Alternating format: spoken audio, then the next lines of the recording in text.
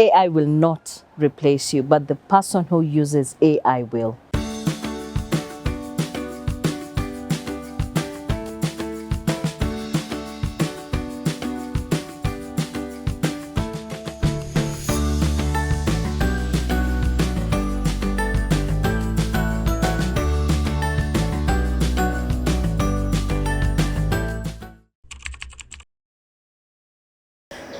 Joan Mbesya is a mother first of two beautiful children and also an author of a book called The Future in Technology Through a Woman's Eye. I am also a founder and CEO of Tech Mindset Africa, an organization that educates Africa in artificial intelligence. But generally and personally, I'm a person who embraces what is trending and use that to make a change to the people around me. I grew up in Mombasa and I was born in Nairobi, but my dad, being a medical doctor, was transferred to a place called Kinango. So that at that particular time, Kinango was not very sustainable in terms of bringing up a family. So I was taken to Nanyuki where my grandparents lived, and I stayed with them for my first 6 years of my life. And as they were settling together with my mother, then my dad was transferred to Mombasa, so I was recalled back to stay with my parents. I have four other siblings, and actually 5 other siblings. Now, 2 of those are my cousins, but when I was born, I found them there, whom I call my brothers and sisters. And then now the other 2, that is my elder sister and my younger sister, are my direct siblings from my father and my mother. So we are a family of 6. I have 2 beautiful children. Have a daughter who is currently 7 going to 8, and my son who is 4 years but turning 5 next year. And what I can say that they are 2 different personalities, and I see my personality in one more than I see on the other, but I love them in equal measure. So for example, my daughter is so creative. She's visually impactful, and by this she makes for me beautiful cards, not natural cards where you fold, you draw a photo of a person, or write and different beautiful words, but she will cut them into butterflies, half person, half animal, and then you bring, and this is a 7-year-old, bring the card together and you'll see an environment out of it. You open it, you get the most beautiful words, and she gets excited by such things. When you give her materials to create, she creates something impeccable just from art. When it comes to my son is numerically inclined. Other than working with cars and robots, you'll find him doing numbers, the things that I don't think I could do. For example, he would calculate numbers, in 2s and in 3s, and he will always send me, 1, 2 to 10, and then draw balls across it just to impress, and what I'm seeing from that is he's numerically inclined to that. Now, when I look at this and I look at the future of AI in education, I'm sorry I have to bring AI into my children, I can't help it, is that if we are able to teach these children, because they go through the same system, and have AI behind or through what they learn, if they are to learn, for example, mathematical concepts, my daughter would understand AI better when it comes visually. My son would understand it better when it comes numerically. And this is the future of education. So in terms of my children, my daughter right now uses AI applications that I have not seen. For example, I don't know if you have seen a cat around here. She has an application that when you speak to, translates into cat language, and you put that up to the cat, and it talks to the cat the way you want it to, and a dog as well. And she installed that in my phone, so when you look at these things that they keep on trying out and keep on learning, they're using AI without knowing, and these are the same people who are going to innovate in tremendous way. Right now, we are just scratching the surface. So when it comes to my children, every day when I see them, you know, doing what they do and emulating mostly what it is that I talk about every day, I feel that I am doing enough right now to transition them through, you know, the world the way they want to see it, but they have to remain relevant, you know, by learning what is necessary. So through ground discipline, through what I've learned from my parents in terms of, you know, drawing lines or respecting people or, you know, whatever you do, there's a limit to everything. Managing them in that way and still trying to be with them as much as possible as a mother and also as a career woman, I feel that I get closer to my children every day. The impact they've had in my life growing up has been tremendous. They have grounded in me discipline and also habits. And this is how I came about managing what it is that I do on a day-to-day basis. I know up to what points where to cross the line, where not to cross the line, how to manage what I do and how to change very fast. Now, my dad, for example, both my parents are in the medical industry, but for me, instantly, I cannot stand blood. I'm grounded from the medical aspect, but the fact that I understand AI within the medical industry, then I get to flaunt and, you know, go back and usually have this general conversation because I love the environment that they have created in me, the environment that they have created for us to they're approachable. So I go back and talk to them about so many things that they don't want to listen to, but I always touch on what it is that they do. So what I can say is growing up, I had the freedom, and I would say thank God they gave me the freedom to explore what is not necessarily what they want. For example, my dad wanted me to be an accountant and to be a genius in math. So that he would come in every day and just out of the blue force us to narrate the table of 24. Now, how do you get to that? That means you must have read table of between 1 to 25 for him to ground you on that. And if you do not remember, you got therapeutic. So in that we go, you know, we go to understand math very fast. And also because of his strictness, in that, for example, you could not eat from a neighbor's no matter how good the food was. Now, it's not about the food and it's not about the neighbor. It talked about responsibility. You do not know how hard your neighbor worked to get that food, and they only cook, for example, only for their family. So if you become that extra, you don't know how you're affecting that person, or you don't know what they put that would affect you as child. So I saw that as protection. Our parents really protected us very much from the world and also opened us up to the world through the education that they gave us. And when I look at the pattern of who my parents allowed me to be, it gave me the autonomy to explore more than what was mathematics, more than what was medicine, more than what they expected me to be. More than strategy, more than marketing, etc. I used what I learned from what the resources that they allowed me to have to learn what I'm able to learn today. And as Joan Mbesya, I believe in what I have learned, I impart that to my children, I impart that even to the people that, you know, I affect or rather impact on a day-to-day basis. So when it comes, for example, to discipline, my children know nothing else. I pick what my parents do, but I also give them freedom to learn what they have to, because I know whatever path that they find, I know AI will be somewhere there. I might not use AI fully like the way they will, but I know I cannot tell them about AI if I do not understand about it. And I cannot convince my parents that my career is valuable if they don't understand what AI is. So that is generally how I would say my family or my background has impacted me to do what I do today.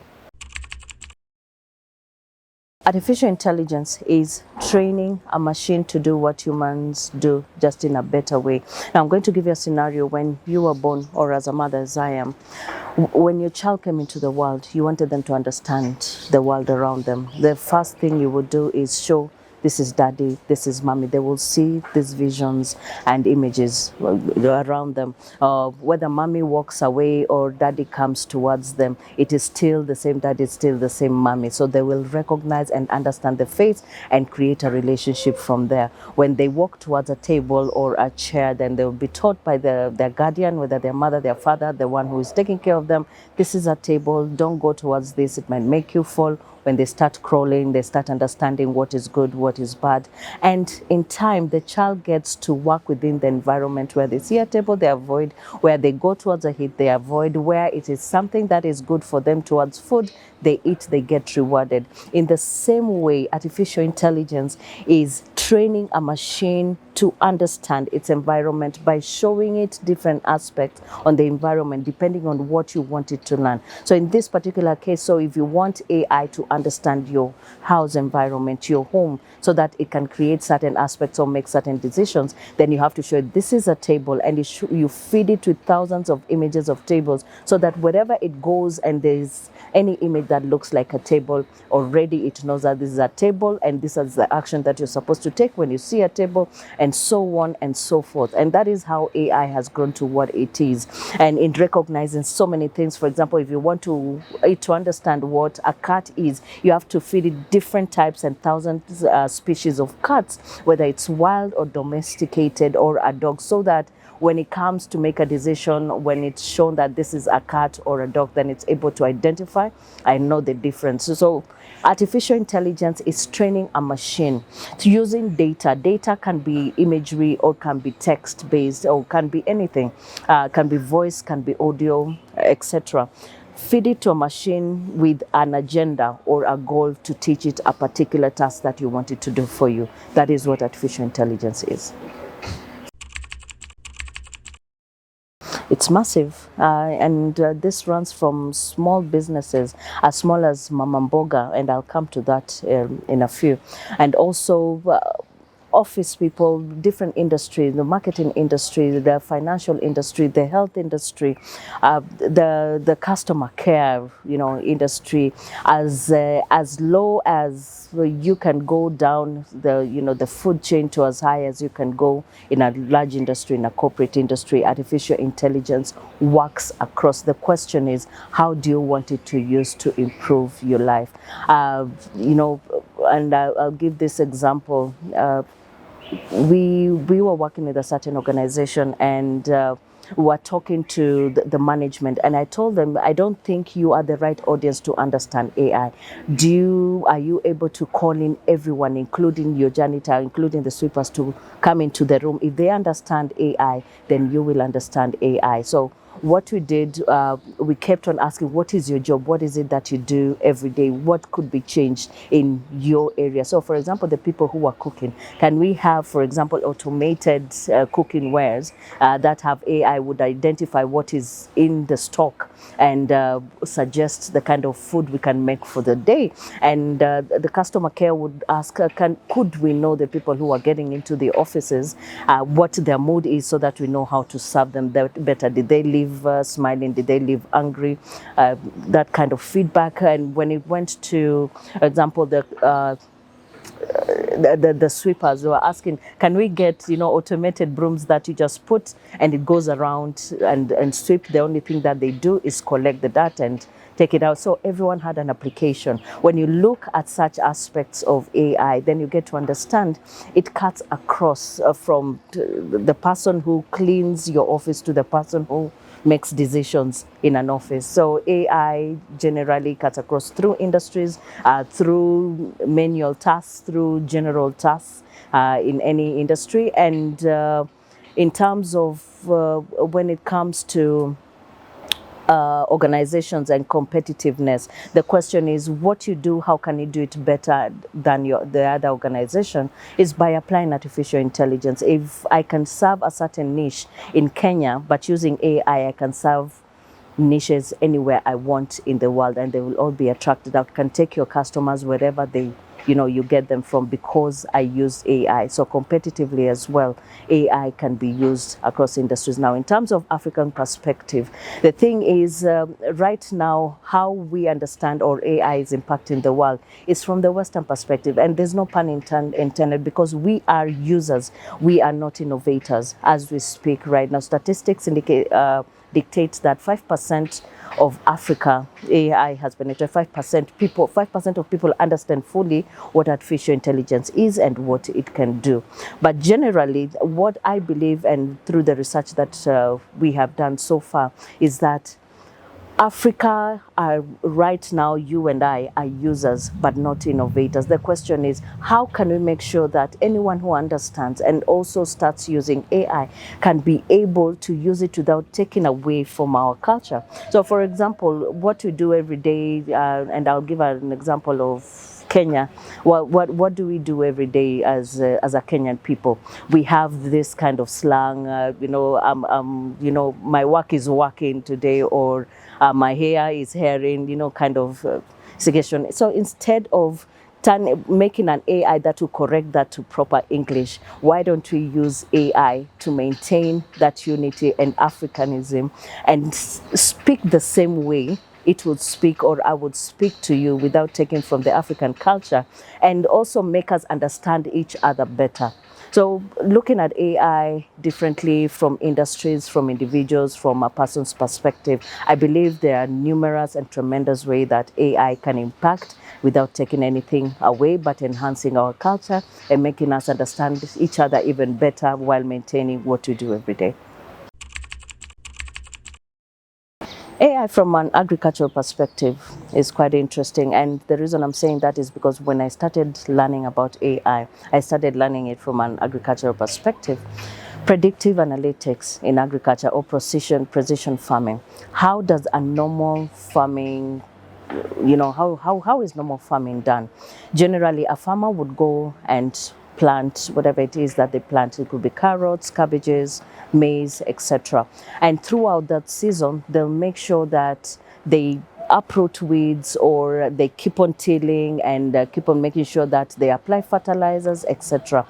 Now, how AI comes into that perspective is precision farming is whereby a machine is trained to identify, from an aerial perspective, from a ground perspective, how you can identify not uprooting weeds, but weeds that are coming up from an agricultural setting, to go there, identify and spray certain chemicals to start killing the weeds immediately.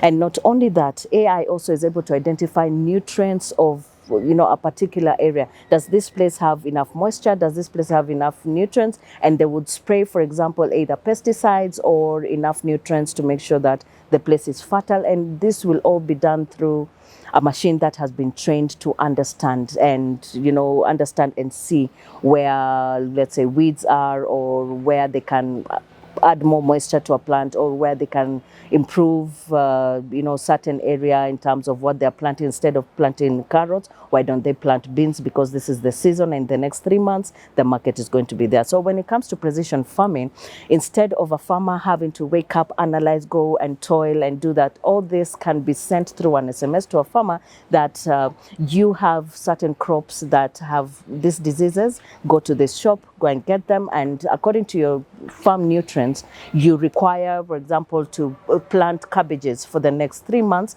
One, because your soil, based on its nutrition, is able to support that. And not only that, the price of cabbages is going to be high, because the demand is going to be high in the next 60 days, etc. So as a farmer, generally, why not? You can be a user of AI in improving your cultural business, or improving your farm, by letting the machine do that for you. All you need to do is to make sure that you always have the inputs and the outputs that you require, and sell and feed your family at the end of the day. So AI in agriculture is something that is growing, and based on the population that is predicted in the next, by 2030, we are expected to be over 200 million in Africa, all over the world. world, an increased population of 200 million. The question is, do we have enough food in the world? And Africa is known for agriculture. How can we make sure that there's ample and food production without wastage and feed this population that is upcoming? And the only solution that is going to have is through AI in such matters. My background is in accounting. So I have a degree in Bachelor of Commerce in accounting, and I also have an MBA in strategic management and also an MBA in marketing. Now, this is interesting because in terms of accounting, I'm pretty good at math, maybe because of how my dad brought me up. He used to really enforce mathematical skills, and in that automatically I would find numbers interesting. However, when I got now into the industry, I realized math was just a way to pass through life. So when I was done with my degrees, I went and did what was more personal to me, that is strategy and marketing. Now from that, I used to I read a lot, and the year 2018, 2019 was pretty difficult year. So what I would do to try and transition into or manage what I was going through, I kept on reading. And there's one book by Alec Cross, the Future of Technologies. When I was reading that book, I remember I was at my parents' house, and one of the technologies, there were different technologies, IoT, the blockchains and the applications. But when I got to artificial intelligence, I stopped. I didn't know what the rest of the chapters were. I read through on what AI was doing for agriculture. I went back to the chapter, I started again and read and understand, how come no one has talked about this? What is this technology? What is happening? So I went straight into my computer and started researching what artificial intelligence is. And on that, I started getting revelation on the impact of AI, especially on industries, and what it could do for mothers, what it could do for professionals, what it could do for marketing, what it could do for customer care. And I started searching for businesses, or rather institutions, that would offer artificial intelligence, especially to people who did not have a technical background. I didn't find, because first I was looking at Africa or anywhere around Kenya, I did not find. But I was able to come across artificial intelligence for everyone from a school called Deep Learning .ai by Andrew Ng, one of the pioneers of advancing AI education in the world. I studied with Andrew, and I got now to start, I started getting an understanding, a clear understanding of the impact of AI from a business perspective, from an industry perspective, from a personal perspective. With that, I got more interest, and the only way I could gauge if this is a need in Africa, I went on Facebook. I'm an introvert. I do not go on social media if I do not have anything to do.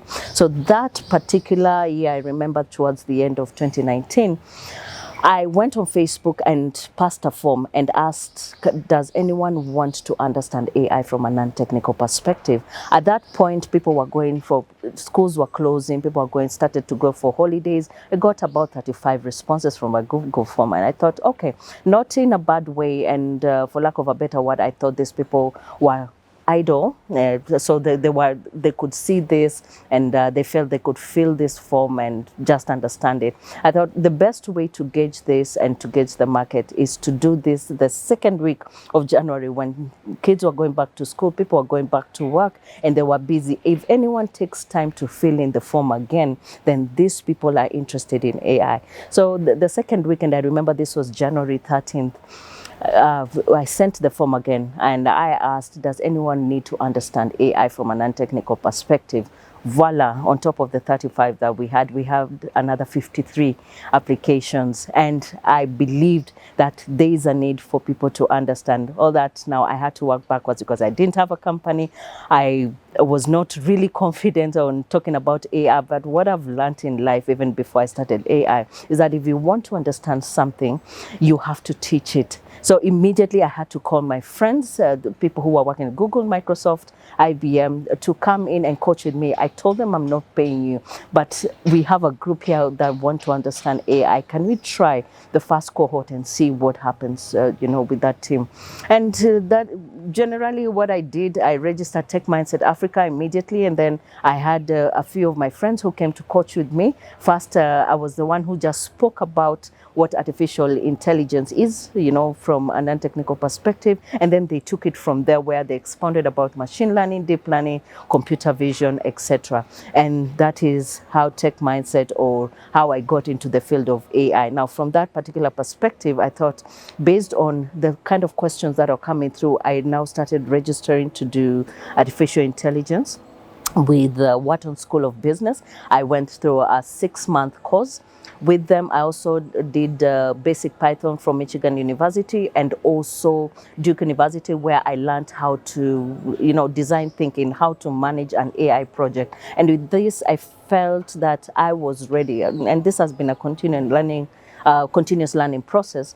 I felt that with the knowledge that I had the ground enough to start educating the world about artificial intelligence. And from that perspective, up to now, we have been able to at least educate over 3,000, learners across 6 countries in Africa. The beauty about this, we've never done this physically. The only point where we go physical is when we are training corporates. But in terms of learning, if you want to join in, if someone else wants to join in Mozambique, another one in South Africa, they just need to log in and start learning about AI. And that's where we came from. So first, we are an education industry. That's our space.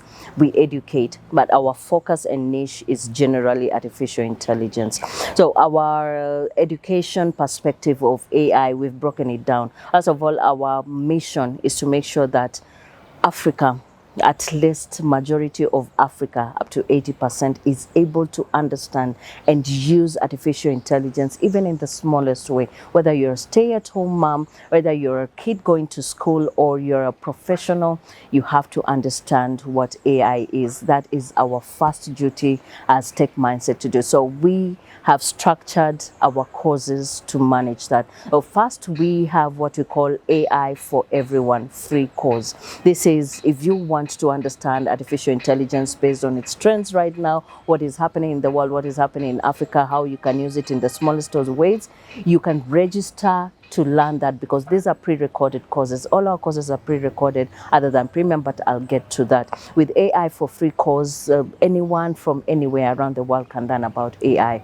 And also we have those who want certifications to show their companies. Then there is that option whereby when you get into the system, they ask you, do you want a certificate about that? You spend a small premium of about $35 per year to get certified when you are done. Now, this particular lesson, if you're taking a free course, you can take it as long as you want.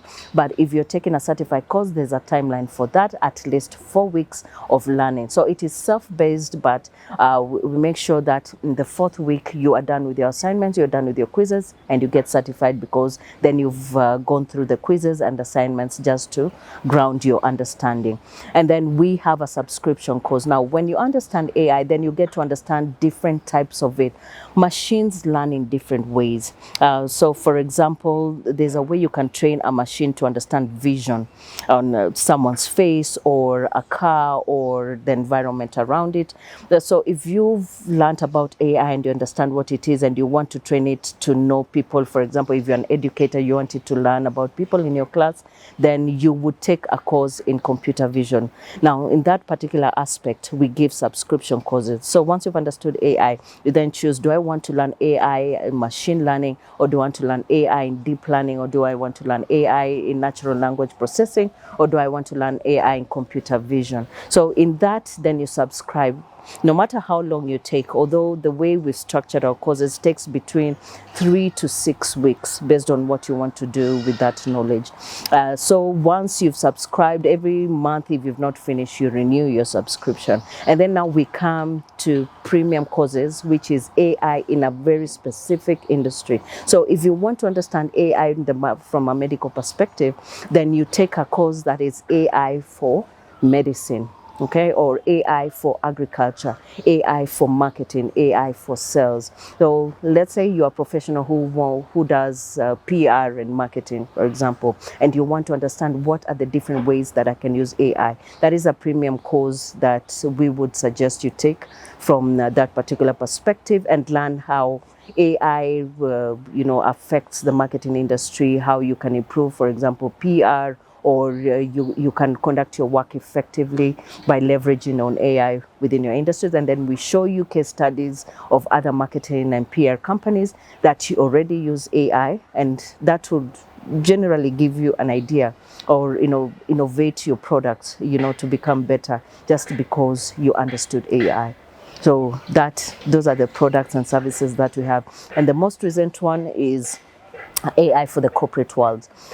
So right now, companies are trying to find out, do we need or do we not need? Every company today will need AI. And if they do not innovate on AI, the people who work for them will. And sometimes if that is not structured, could work the other way, the wrong way for the company. So what we do, we go and talk to companies. We give a 2-hour free talk on the impact of AI for that particular company. And if they get interested, then we go in deep dive into a 3-day intensive course on AI. And from that particular perspective, then we challenge everyone who has joined the course to come up in a very small way on how AI can improve their particular department or their station of work. If they are able to understand the impact of AI from their own small working environment, then and they present this to their management, then they have the opportunity to get invested upon, or the company to invest in the idea. And you see what this does for a company, then they get to understand, the people around them will start understanding how to innovate, and this is better for the company in the long run. So those are the products and services currently that we are offering for AI. So immediately, I would say will be a motivated workforce, because here you're not introducing something that is new. AI right now is already known. I'm sure in one way or the other you have used something like ChatGPT or Gemini, or you've used Canva or DAL-E, etc., to do your work, maybe to do emails, or to write emails, or to create images, or marketing and branding, promotions, what do you call them, campaigns, all right? So for a corporate or an organization that takes their employees through that, not only help them understand that they are also in the trend of AI, but also they'll get to save a lot of costs, because you no longer need a lot of work to be done around the office if AI is able to complement that for you. But not only that, when you're able to impact your employees to do work more effectively, it will save a lot of time and decisions made. So for example, the innovated ChatGPT 4 right now can work as your brainstorming partner. In this way, if I want to have a meeting with my team to discuss about the next campaign of AI, yes, you can type that, but you can also put a phone at the center as an additional brainstorming. Once it listens to everyone's opinion, and then you ask it, what do you think, based on the opinion you give,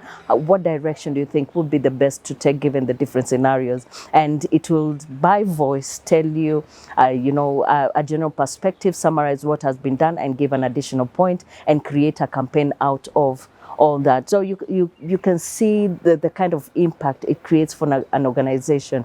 It adds value to the work you do. It cuts costs. It saves time. And not only that, then you have your team excited, working better in a more efficient way. And now we are getting into a trend where people are working in a hybrid, but you don't have to go to the office to work. You can work from home, you can work from the office. If you are able to manage, for example, your team to work, let's say twice or 3 times, to come to the office and do the work that is needed to be done, the rest they can do from home. And you can manage this through AI by identifying who is most productive when they're away or within the office, and manage your schedules, manage your resources. And at the end of the day, I know as a company, not only will you become competitive as a result, but also you'll have a motivated workforce and your costs are able to be managed in a better way. So the first thing is, if you're interested, one thing maybe you might have seen from our social media, or we have been marketing, or a friend has told you about it. You log into our website, which is www.techmindset-ai.africa. I'll repeat that: www.techmindset-ai.africa. Once you get to that, the first page that comes to you is enroll now. Once you enroll that, just put in your name, put in your email address, put in the country that you're coming from, because there are different rates for different countries, or there's a different user interface for different countries. And then after that, choose the course that you want to do. Is it AI for free, or do you want to have the subscription courses, the premium courses, or you want to register for us to come and speak to your company? Once you do that and click submit, the next action will be to direct you to a learning portal where you have now your courses and directions on how you need to start. I'll tell you some of them. Of course, one is Kenya, and we have Tanzania, we have Ghana, we have Nigeria, and then we have Texas and Dubai. Those are the 6 currently that have accessed our courses. One of the things, because of what I've learned about AI and what I continue to talk about AI, I don't call myself an AI expert, I call myself an AI evangelist. Now, as a result, I've been able to evangelize about AI in different different panels, and also spoken in different forums. And in that regard, I've realized that AI can only embrace when there is communication. So one of the things that I do as a person, I don't do it as Tech Mindset, as Joan Mbesya, because that is what I'm known for, is that I work with organizations, and in that regard, when I speak to them about AI, I get invited, or I give that as an offer, that for every event, because every industry has to get into AI one way or the other. So, for example, if it's a media engagement event, or it's even in weddings, things like that, couples need to get to know about AI and deal with certain challenges through ChatGPT, etc. I'm always happy to do that. But other than that, in terms of corporate organizations, when they have certain events, I'm able to go in and have a 30 or 45 minutes on an AI angle from that particular theme, what they're talking about. And also in terms of panels, we have different panels happening around the world, talking about weather, talking about climate, talking about agriculture, talking about human rights, etc. I'm always happy to be in certain panel discussions to see how AI could impact these kinds of discussions. And other than that, also from an individual perspective, I'm also an AI mentor, whereby I speak to different people, especially those who are still learning, because right now, to get a job in the next 2 or 3 years without basic AI knowledge will be a hard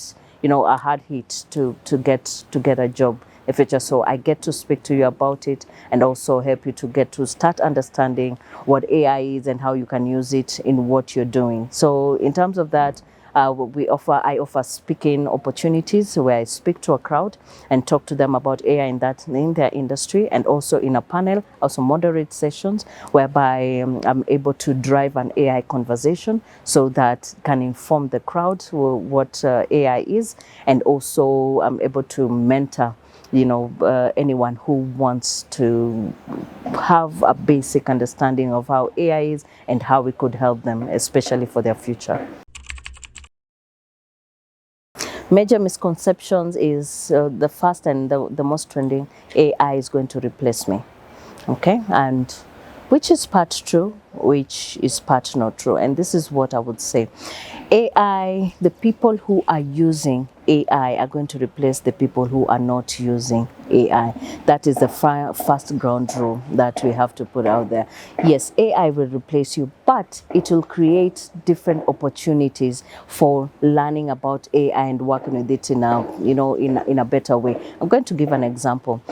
Lately, Safaricom has been putting billboards that are created by AI. Now, you will imagine the graphic designer or the marketing designer who has been doing the posters has already lost their job. But remember, someone sat somewhere and used or pitched that idea that why don't we save costs and start identify ways that we can create, creative photos or images or advertisements using AI. And I'm sure they were given an opportunity to develop that. And that is what you see. So you see that person who got to understand the impact of AI within the branding industry got that job and got that job done. Now, if whoever you are or whatever you are doing, if you get to understand how you can work with AI to create value for your organization, then you remain relevant. But if you sit back and start crying and whining that my job is going to be replaced, yes, it will be, but it's not by AI, but by the person who can use AI in what you're doing. So that is one misconception that has really been happening around us. The second misconception is that AI is going to be superhuman or it's going to take over and change the world. Now, which is the most dangerous weapon right now in the world? Is nuclear weapon. Has it killed anyone when it was developed, despite its its dangers being communicated to the world? It has not, because there have been controls around it. One person or two people in in a government would have controlling codes to it. Only certain people would access it, and for anyone to access it, you have to know how to use it. You have to use it for good. Only in wars, for example, maybe might be used for destruction, but it's also used controllably. In the same way, as we develop machine, the first rule should always be protect the human. When you're coding a machine, you can code it in any way that you want. But the first rule that we always advise people who are innovating or who are AI engineers or creating AI models is the first rule you should put in that machine is that protect the human and make sure that you keep on working with the human, so that as AI develops, it does not generally develop without control. The human aspect has to be there to manage its control.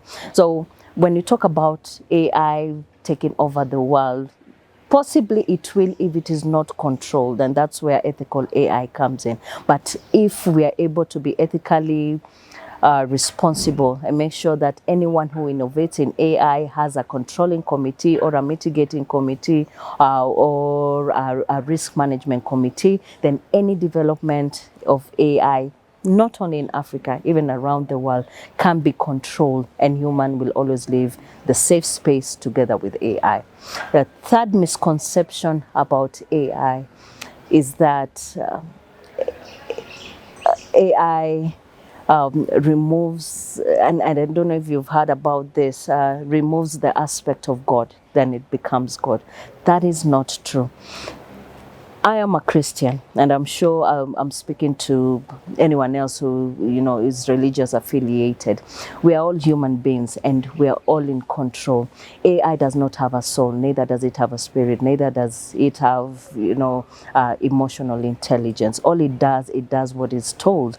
So the concept that AI is God and is going to replace the God aspect of it is not true, because if you want to destroy AI as a human, you can do that immediately, and there's no soul that is going to remain on earth. So what I would advise right now, AI has no soul, it has no heart, it has no emotions. What it does, it just does what it does. The human aspect of us is unique. We are soul beings, we are human beings, and no animal, no AI, no intelligent machine can replace that. But we have the power to control what we create around us. There's one that I use, sometimes I even feel like I abuse. is the ChatGPT voice.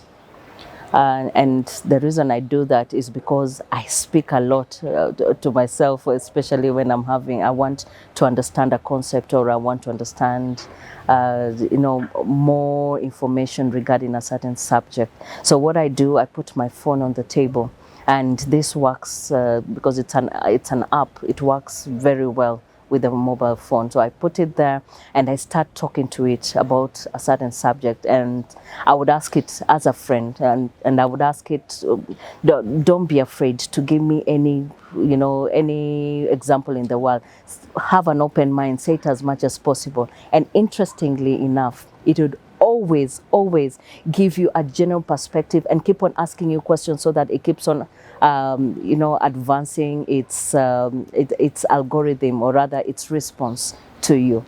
So that is my best use of an AI application. I use it as my companion in everything that I do.